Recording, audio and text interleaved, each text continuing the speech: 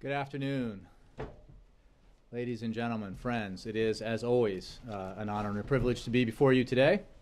It's been a while. For that reason, I had a little catching up to do, and I apologize for being tardy.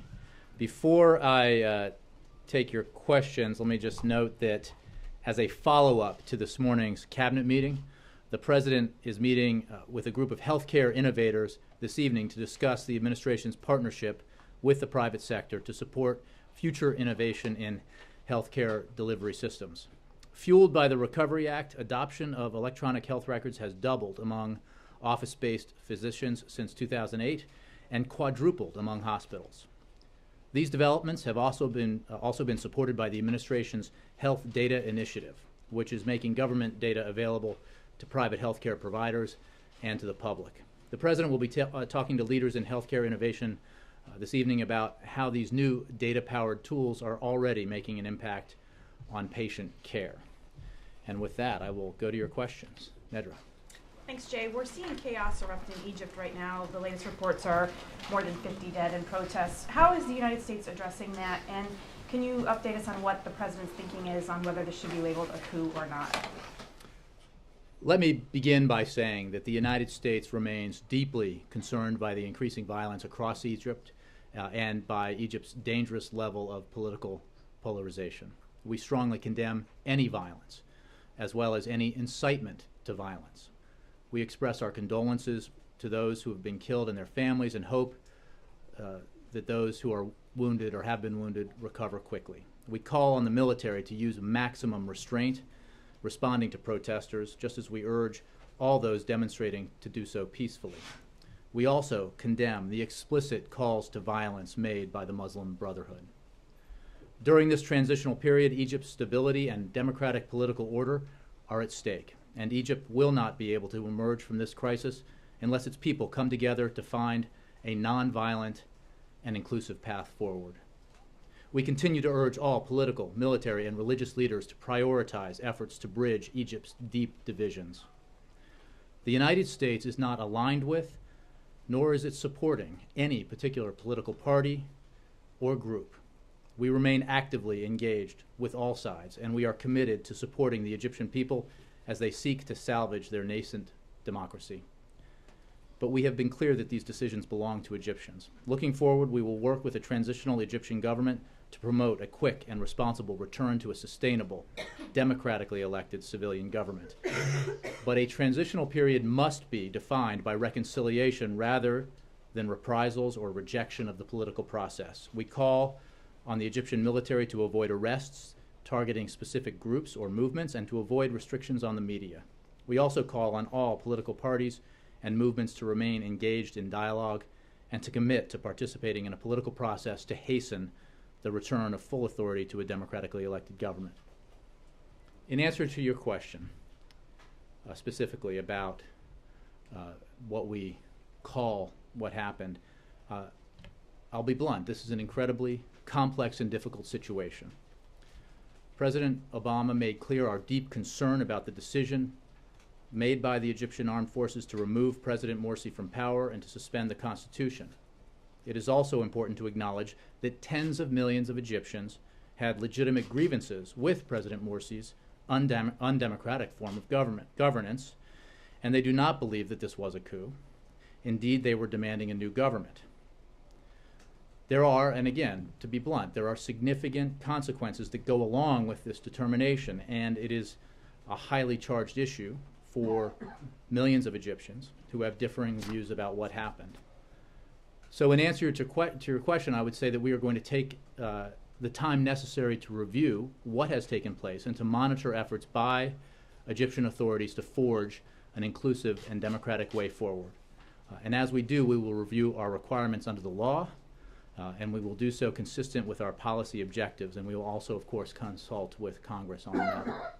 We just moved a story with some administration officials saying that the White House is showing that they really like to prefer to have an outcome where this isn't labeled a coup. Is that correct? And can you explain? No, I think the point is, and I'm trying to be very candid here, is that this is a complex situation, and it is not in our interests to move unnecessarily quickly in making a determination like that, because we need to be mindful of our objective here, which is to assist the Egyptian people in their transition to democracy, and to remain faithful to our national security interests.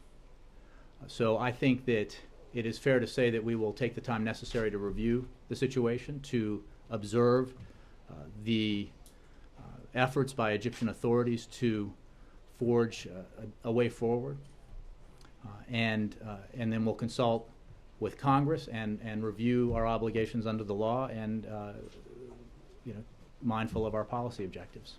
There was a report over the weekend that the United States had diplomats urging the Muslim Brotherhood to accept Morsi's ouster. Can you comment on that? I can simply say that we obviously we were engaged with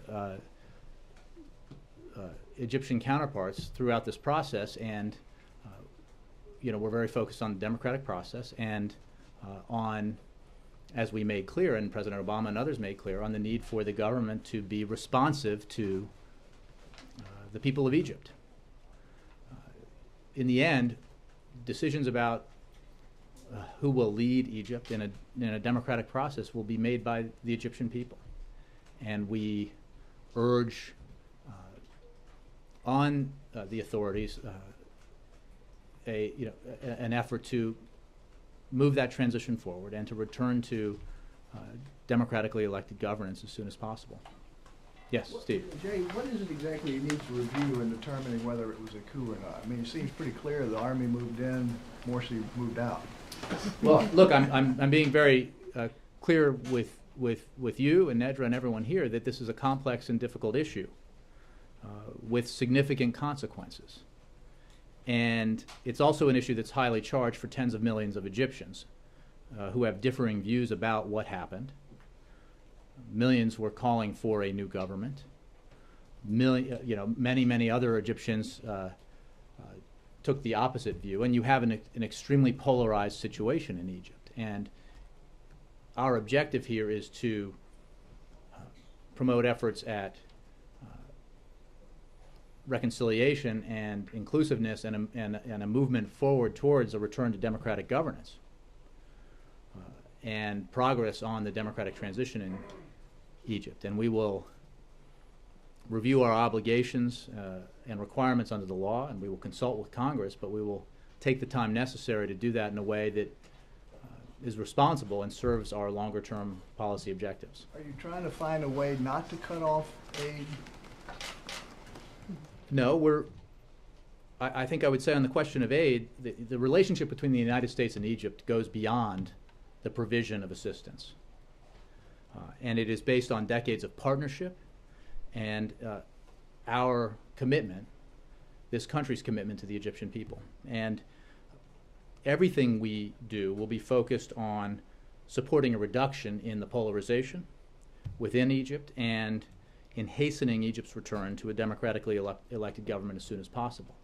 And we view this decision, this determination, through that prism. As we deliberate through this process and we engage with Egyptian authorities and observe what's happening and monitor what's happening in Egypt going forward, we will keep our focus on what we can do to help hasten a transition back to democratically elected governance, what we can do to help foster reconciliation in Egypt in a situation that's highly polarized, as we call on all sides to refrain from violence and to refrain from any incitement to violence, because it's obviously an extraordinarily complex and difficult situation. Jessica. As you no doubt know, there are protesters in Egypt who are carrying signs with inflammatory messages accusing the president of backing terrorism and terrorists. They're upset. Can you explain to those people what factors you take into consideration, or the president takes into consideration, as he debates whether to continue aid? Well, again, we will. The factors are what I described, which is what decisions should we make and can we make in accordance with our requirements under law, in consultation with Congress, that foster the objectives that we have in terms of supporting the Egyptian people as they make this transition to democracy, and what supports our national security interests. When it comes to our position, I mean, we've been very clear that we don't support a group, we don't support a party, we support a process. And the president's also made clear that democracy is not simply the holding of elections, it is democratic governance. And it's very important in Egypt and elsewhere where this transition is taking place or has the potential to take place, that everyone recognizes that holding an election is the first step in making a transition to democracy, and that there are many other and many difficult steps ahead beyond that. And we're focused, when it comes to Egypt, on a democratic process taking root and reconciliation taking place, so that the Egyptian people can enjoy greater prosperity and greater freedoms in the future. And that is something that's in the interests of Egypt, of the Egyptian people, of the region, and of the United States. Okay. Can we switch to Snowden for a minute? What is the White House's message to Venezuela, Bolivia, and Nicaragua, who have offered or are considering offering asylum to Snowden? And in order to leave Russia, if he were to, Snowden would have to pass through Russian passport control. What message is the administration conveying to Russia about the consequences Russia might pay if they allowed that? Well, let me say that the United States has been in touch via diplomatic and law enforcement channels with countries through which Mr. Snowden might transit or which might serve as final destinations for Mr. Snowden. And we've made very clear that he has been charged with a felony or with felonies, and as such he should not be allowed to proceed in any further international travel other than travel that would result in him returning to the United States. So all of our consultations through the appropriate channels have been have included that basic message.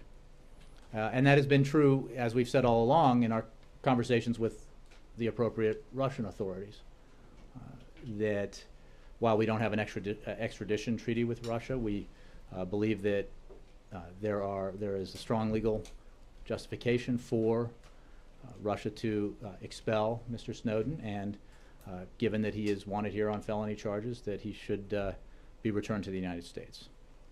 Now, we have a very important relationship with Russia, and as the President has said and others have said, that we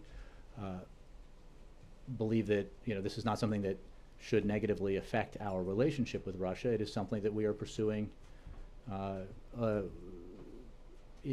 the normal channels here, diplomatic and law enforcement channels. And I'm not going to speculate about outcomes that we hope don't come to pass, because we believe that the case is very strong, that Mr. Snowden has been charged with felonies and needs to be returned to the United States. There have been diplomatic contacts to each of those countries from the U.S.? The State Department would have answers about which specific contacts have been made with which countries, but I think that we have been having contacts through diplomatic and law enforcement channels with all of the countries that might serve as transit points or final destination points, and obviously that includes countries that have been identified as having received asylum requests. Jay? Yes. Just to be clear, is the administration actively considering cutting off aid to Egypt? What I would say, John, is that we are monitoring the situation in Egypt. We are taking the time necessary to make the determination about what happened and what to label it, if you will. And we will work with Congress on that and on the issue of further assistance. I would point out simply that our relationship with Egypt is not limited to or defined solely by the assistance that we provide to Egypt. It is broader and deeper than that, and it is bound up in America's support for the aspirations of the Egyptian people for democracy, for a better economic and political future, and we support that. We support that process. So our decisions with regards to the events that have happened recently in Egypt will be, and how we label them and analyze them, will be made with our policy objectives in mind, in accordance with the law and in accordance with and in consultation with Congress. But I'm just asking a very specific question. I think you answered it in there, but let me just be direct. $1.5 billion in aid to Egypt is one of the things under active consideration, cutting off that aid. I think it would not be in the best interest of the United States to immediately change our assistance programs to Egypt. We think, not just I, but we think that it would not be in the best interest of the United States to do that.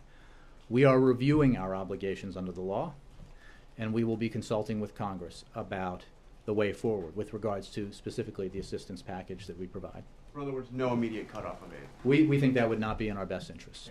And you said, and was said in the statement over the weekend, the desire to return to a democratically elected government. That is a democratically elected government.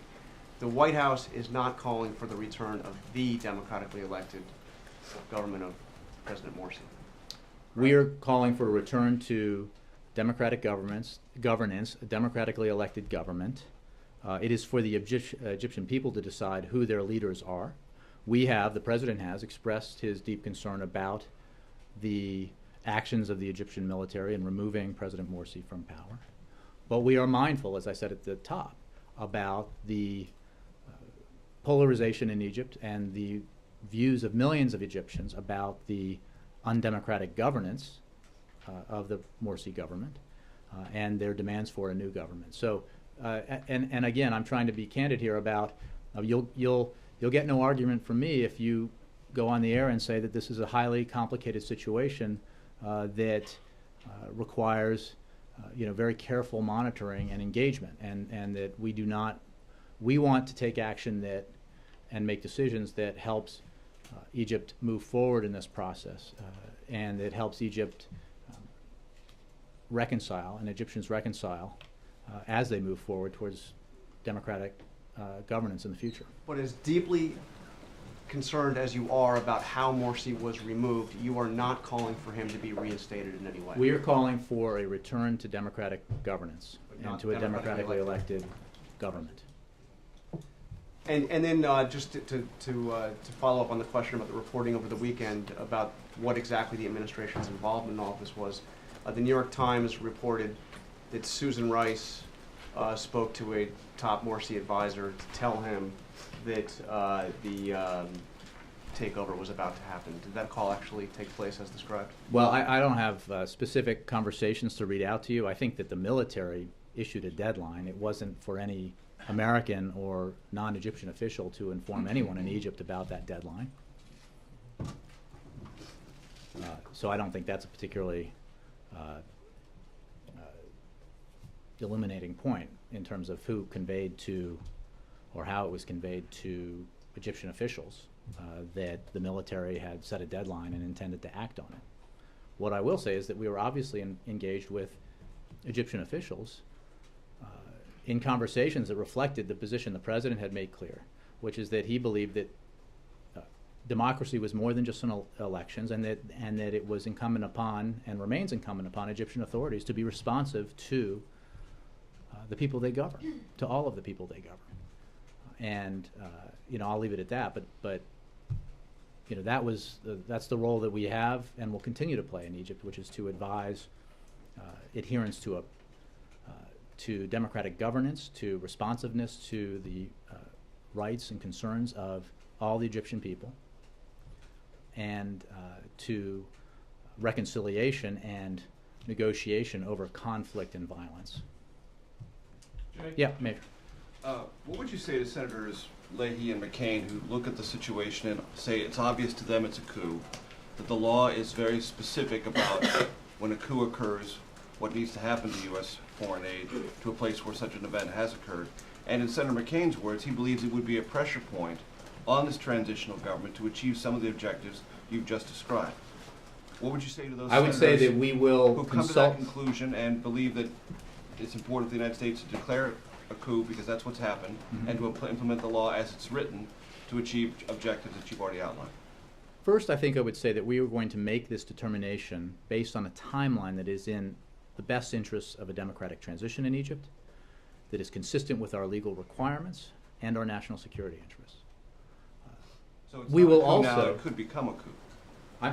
Look, Major, I've been very blunt about the fact that we are going to examine this and monitor this and take the time necessary in making the determination in a manner that's consistent with our policy objectives and our national security interests. And that process will include, when it comes to our assistance program to Egypt, consultations with Congress, including, I'm sure, the members that you mentioned. But we do not believe that it is in our interest to make a precipitous decision or determination now to change our assistance program right away. Rather, we believe it's important to evaluate this, to examine our obligations under law, to monitor what is happening in Egypt and the steps that are being taken towards a return to democratic governance, and also to, as we do, make clear our view that violence is not acceptable, that to call on the military to exercise maximum restraint, to call on protesters to protest peacefully, to call on groups and parties, and specifically in the case of the Muslim Brotherhood, not to incite violence. We condemn any effort to incite violence, because that's not in the interest of the Egyptian people or the Egyptian nation going forward. Follow on John's question. It's clear that this administration is not eager to have Morsi come back to power, but there have been conversations in Egypt today about perhaps a referendum on Morsi, to have another go-round, to have a democratic expression of the existing government as it was, because there seemed to be very little momentum behind creating a different governing structure. Would the administration be open to that? Well, I would simply say that we do not pick Egypt's leaders. We support a process, a democratic process. It is up to the Egyptian. The administration Well, we would support a return to democratic governance and an elected democratic government. How that process unfolds will be up to the Egyptian people. We've made clear what our broad views are about what needs to happen and should happen in the interests of Egypt, as well as our national security interests. But I would not rule in or rule out any manner that's legitimate that achieves that goal, which is a return to a democratically elected government. You said you don't want any arrests and you don't want any intimidation of the media. How would you evaluate the transitional government's performance so far on those particular criteria? Well, I mean, we've made clear that a couple of things. One, the situation in the and violence is happening too, and we condemn violence, and we call on all sides to exercise restraint. We call on the military to exercise restraint. We call on protesters to protest peacefully. We call on parties not to incite violence. We call instead on all parties to engage in a process of reconciliation and negotiation that can hasten a return to democratic governance. This is a volatile and difficult situation. It's a very challenging situation, mostly for the Egyptian people, but for everyone involved, including the United States. And we want to make sure that off to a bad start. Look, I think that what is not helpful is to give an hourly or daily grade. We make our broad objectives known. We condemn violence and incitement to violence, and we urge all parties to reconcile, to negotiate, and to move forward on a democratic transition. When? Is it your feeling, Jay, that there's some ambiguity in the law that says the U.S. must suspend military aid to any country in which a democratically elected leader is removed by the military? I'm saying, Wendell, that it is in our interests to take the time necessary to review what has taken place and to monitor efforts by Egyptian authorities to forge an inclusive and democratic way forward. And I'm being very blunt that there is not a simple or easy answer here. And that it is in our interest to acknowledge that there is not a simple and easy answer here. It is rather in our interest to observe, to engage, to consult with Congress, and to do what we can to hasten a process in Egypt that encourages nonviolence and encourages a return quickly to democratic governance. Is it your feeling the president can waive this law or the requirement that the U.S. suspend aid? I would simply say that we are going to take the time necessary to review before we make any kind of determination of the nature that you're suggesting. Then is it your feeling the president can determine what time is necessary to review, can set the time frame, and what would that be? Again, I don't have, I'm not going to give a timeline for you, because I think what we have said and what I've just said is that we're going to take the time necessary to review this. We're going to consult with Congress. We're going to do so in a way that reflects the requirements that exist under law. And we're going to do so in a way that we hope enhances the possibility of fulfillment of our long-term policy objectives here, which is a transition in Egypt to democratic governance and a democratically elected government. Is this a matter of days, weeks, I months? I will refrain from putting an end period on a process that is currently under review. I will simply say that we will take the time necessary, and we will do so in consultation with Congress. Obviously, a number of members in both houses have important views to be heard, and we will consult with members of Congress on this very important matter. One One final thing, a couple of members of Congress, Senator McCain in particular, have said you're behind the curve again. He accused you of being behind the curve on Mubarak. What's your response to that?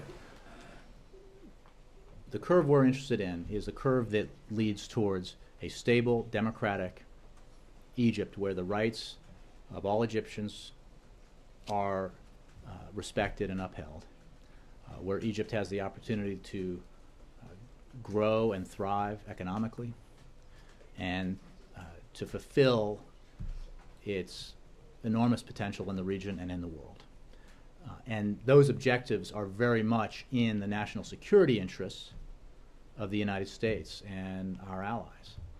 And those are the objectives that we're mindful of. We're not, when we're taking the time necessary to make the determination that we're talking about, I'm being very blunt with you, we're taking the time necessary because that's, in our view, the right thing to do in the furtherance of our policy objectives and in what we hope will be a return to democratic governance in Egypt. Yes? Jay, I want to ask you about the Affordable Care Act, if I can, quickly. The administration announced it's suspending, on Tuesday they said that it's suspending the employer mandate in the act, that we've now learned waiving a requirement in the law that people's incomes be verified before they're able to receive a premium subsidy to buy insurance in these new exchanges. Obviously, it doesn't change for insurance companies that still have to waive pre-existing conditions and individuals that have to buy coverage or pay a fine. So what do you say to all those people who have to follow the law when they see the administration making some of these changes and they say, why do we have to follow the law when you guys can change it? Well, everyone has to follow the law, but we make determinations that are in the interest of successful implementation of the Affordable Care Act, and we are flexible because that's the right thing to do and to be. We have made clear all along when it comes to working with states that we are flexible with the way that they implement the Affordable Care Act. When we see things that can be changed in a way that makes healthcare reform more effective, for example, the initial 21-page application, we saw that could be improved, and we improved it and turned it into a 3-page application. And this is a situation when you talk about delay of the employer responsibility provision that affects about 4% of employers with more than 50 workers. The fact is that 96% of employers, roughly, already provide insurance, and numerous experts agree on this matter that the decision to postpone implementation of this provision of the Affordable Care Act will have no significant impact on implementation overall of the Affordable Care Act. And that's because we're interested in getting it right, because we believe that getting it right will further the benefits that will be available to more and more Americans as the Affordable Care Act is implemented. People with different perspectives on this issue can view it as the delay as a problem, or as you guys view it as the desire to try to get it right. Are there more delays? Will there be more problems with the Affordable Care Act that need to be resolved, or more issues that need to be resolved? Look, I think you have to look at this as, when it comes to implementation, we have made enormous strides. The marketplaces will open on October 1st, as advertised, and come January 1st, those who have applied will have insurance available to them through those marketplaces. Meanwhile, we have already seen significant achievements of implementation take place. The administration has met and exceeded its goal for 50% of doctor offices and 80% of eligible hospitals having electronic records by the end of 2013. The Affordable Care Act is driving competition. For example, 1 out of 4 health insurers is newly offering in the individual market where HHS is running the marketplaces. So that, I think, demonstrates that the creation of these marketplaces is adding to competition and therefore having a positive impact, a downward impact on costs in many cases, because that's what competition can do. Today only 1 or 2 issuers dominate the market in many states or most states, and with the implementation of the marketplaces, the exchanges, and the arrival of new insurers in these states, you're creating competition where none had really existed before. That has a positive impact on costs, and it provides more choice to consumers, and that's a good thing. I want to ask you one other separate topic right now. There's reporting today that records about the Navy SEAL raid on Osama bin Laden's hideout were ordered purged from Pentagon computers and sent to the CIA, that being viewed as a place where they could be more easily shielded from Freedom of Information Act requests and the like. This is coming from the Pentagon's Inspector General report that refers to the secret move. I'm not aware of that report. I would refer you to the Pentagon. Understanding that, even if you're not aware of the report, is the White House comfortable, given that this is the White House has presented itself as the most transparent or pledged to make it the most transparent, in a move like that taking place? Again, you're reading, you're telling me something that's happened that I'm not aware of. I'm not aware of the report. I would say that the evidence of our efforts at transparency and the comparative to previous administrations is pretty strong. So again, I don't have a response to that because I haven't seen the report. Steve. Perhaps you could be a little bit even more blunt on Egypt. It seems seems to me what you're saying is the determination of whether this was a coup has less to do with the circumstances of Morsi's ouster and what happened last week than what the military does going forward in terms of democracy, rule of law, protests. Is that fair? I think it's fair to say that this is a complex and difficult situation in which the factors that you mentioned are important. U.S. national security interests are important. A process that results in Egypt and the polarized factions within Egypt reconciling and returning to a path of transition to democracy is important. So I think that what we don't believe is necessary is to hastily reach a determination when the right course of action, in our view, is to review this in a deliberate manner, to consult with Congress, to review our obligations under the law, and to, in the meantime, encourage the authorities in Egypt to hasten a return to democratic governance in that country and to a democratically elected government. Again, I think that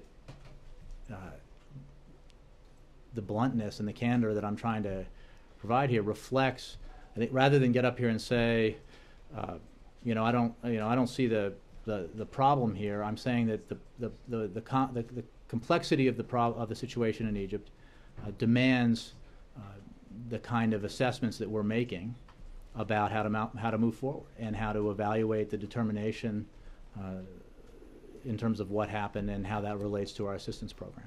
Okay.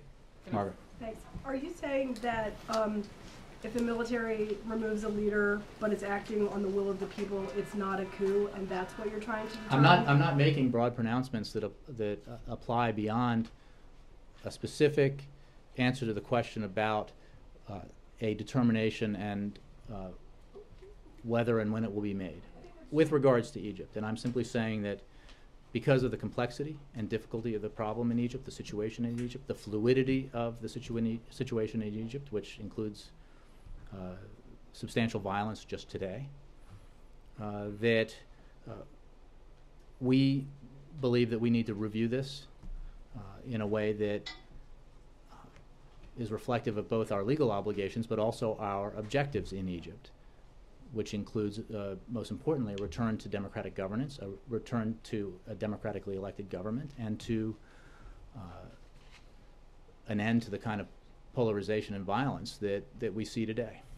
I had a couple of specific questions on whether President Obama has spoken since Mr. Morsi's removal with any of the following people: Mr. Morsi, Mr. Baraday, or the interim president, Mr. Mansour. And if the president hasn't, who's the highest level U.S. official who has?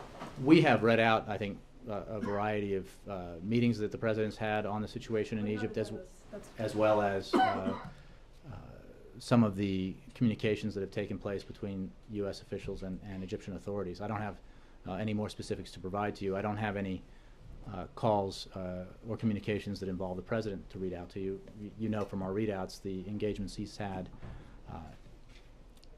in the days since the President Morsi's removal from office and during that process. But I just don't have I don't have any calls to read out involving the president. Do we know that he hasn't spoken with any of those people personally? Again, I don't have any calls to read out. And then I have one more. Are any top U.S. officials, besides the ambassador, either in Egypt now or planning to go to have some of these consultations in person on the ground in Egypt? I would refer you to State Department. Obviously, we have the ambassador there, but I'm not sure about other officials. But on the NSC staff or anything? Not that I'm aware of, but I can't rule that out. I just would refer you to State as a starting point. Yeah. Jay, can I ask it another way? If the Egyptian military feels that removing a suddenly unpopular president is part of the democratic process, can the United States accept that? What you're saying, let me just make clear, as I think I said at the beginning, but I understand in answer to these questions, I haven't emphasized this point because it was part of an initial statement that we put out. The president is deeply concerned by what happened, by the actions of the military to remove President Morsi from office. The questions that we've had today go to the specific determination about what happened and how that determination, if it were to be made, how it would affect our assistance program. And what I'm trying to make clear is that given the complexity of the situation in Egypt and the fluidity of the situation in Egypt, it is in our interest to take the time necessary to review what has taken place and to monitor efforts by Egyptian authorities to forge an inclusive and democratic way forward, to consult with Congress about the overall situation in Egypt, our relationship with Egypt, and our assistance program to Egypt. It's also important to acknowledge that our relationship with Egypt is not defined by or limited to the aid that we provide. And our strategic interest in Egypt is not defined by or limited to that aid program. And Is there other leverage that we have? it's not about, look, the decisions about who will govern Egypt will be made by the Egyptian people. We believe that the Egyptian people have demonstrated quite clearly that they want democracy and a democratic process, and they also want democratic governance, not just elections. And we are urging the authorities to hasten the return to both the process and to a democratically elected government. Yes, So Jay, Christy. if it's not about leverage, what's it about? Are you saying that the cutoff of aid would put you in a poorer position to review and monitor, or would you just have less influence if you didn't have that as a threat? I think that Egypt, we've had a long and important relationship with Egypt here in the United States and with the Egyptian people, and that it is our view that it would not be wise to abruptly change our assistance program. Rather, we believe we should take the time necessary to review what's happened and to consult with Congress and review our obligations under the law when it comes to our assistance program. So it's not about any one thing. It's about making determinations that, in a very fraught situation, enhance a process that we hope will lead to a return to democratic governance and to a cessation of violence in Egypt. And you're saying that the U.S. is in a better position to influence that if engaged in this way and in the other ways that I'm saying that it is the smart policy in our view, or the smart decision in our view, to review this matter in a way that takes the time necessary do it right, and to as we observe what's happening in Egypt and as we engage with Egyptian authorities on what's happening. Can you say what's new about the president's Smarter Government initiative? Aren't these things that he's been working on for several years now? Well, the answer to that is yes, but this is, if for those of you who have heard him speak about this and know his interest and passion for this is, it is not something that gets a lot of attention, but in an ideal world, maybe a world less crowded with news like what's happened in Egypt or the like, this would get the kind of attention that I think it deserves, because the effort here is a long-term management project to improve the efficiency and the effectiveness of our government, to reduce costs, to improve its outcomes, and to do it in a way that ensures that the government is acting in a way that enhances growth. And technology is a huge asset in that effort. And those of you who know Todd Park and have heard him proselytize on this know both his passion for it and his deserved faith in the possibility of using technology in a way that enhances the efficiency of government and its effectiveness and its ability to both help the middle class and grow the economy. We've seen a lot of positive outcomes already. We don't expect that you all would be writing about them every day, but they matter. And they matter in the long term, because, in this cabinet meeting we were just in, the president made clear that the objectives here aren't about the next 3.5 years. We want progress before the end of the president's second term, but the goal here is to substantially improve the effectiveness and efficiency of the federal government over a 5, 10-year and beyond multi-decade time frame, and it's possible. And the right kind of management agenda, coupled with the availability of technological innovation, can make that happen. And we've seen that in the open data initiative that we put forward, data.gov. There's enormous potential for the release of data that this is data that the American people own, right? It's their data, and to make that data available in a way that entrepreneurs can utilize, so that and turn into services that are highly, that are useful for consumers and the American people, but lead to the creation of businesses and creation of jobs. This is exciting stuff for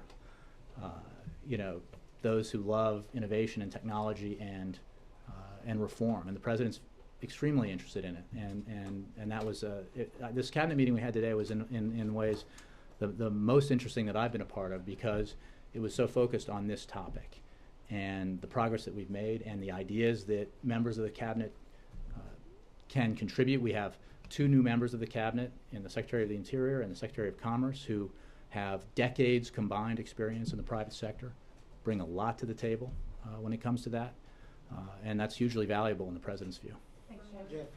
Mark, last one. Jay, when you say the president is deeply concerned about the actions of the Egyptian military in ousting a democratically elected president, doesn't that preempt the need for a review? Doesn't that say what the review would find? The review has to do with a determination that, as you know, and that's been the nature of the conversation we've had here, affects our assistance program. And it is our view that we need, in recognition of the fact that we have a very volatile and fluid and complicated situation in Egypt, reflective of the fact that millions of Egyptians view what happened in Egypt differently. That different Egyptians view it differently, and that there were millions who were demanding a new government. We need to make this assessment in a way that furthers our objectives, which is a democratic transition in Egypt, and in accordance, and we need to review it in accordance both with the law and in consultation with Congress, but also mindful of what our policy objectives are. So he is and remains deeply concerned about what happened, he is also focused on what needs to happen now, which is for the highly polarized situation in Egypt to move towards reconciliation, for all sides to show restraint, for the military in particular to show maximum restraint, for protesters to protest peacefully, and for groups and individuals not to incite violence. None of that is in the interest of the Egyptian people, the violence and the incitement to violence. So, we're going to continue to press for inclusive process that leads Egypt back to the path of democratic transition as soon as possible. Thanks, Brady. I'll take one.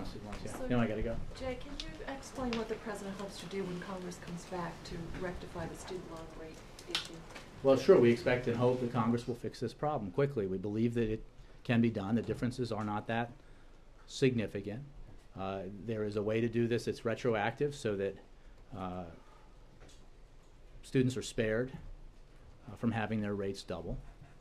We need to do it in a way that students are guaranteed a low rate, and that and so that they're not overcharged in order to pay down the deficit. Our views on that are clear.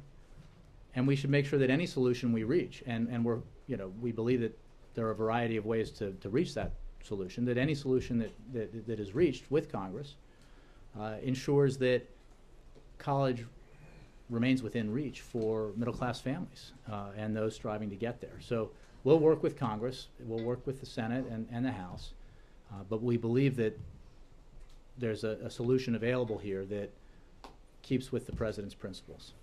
Thanks very much, guys.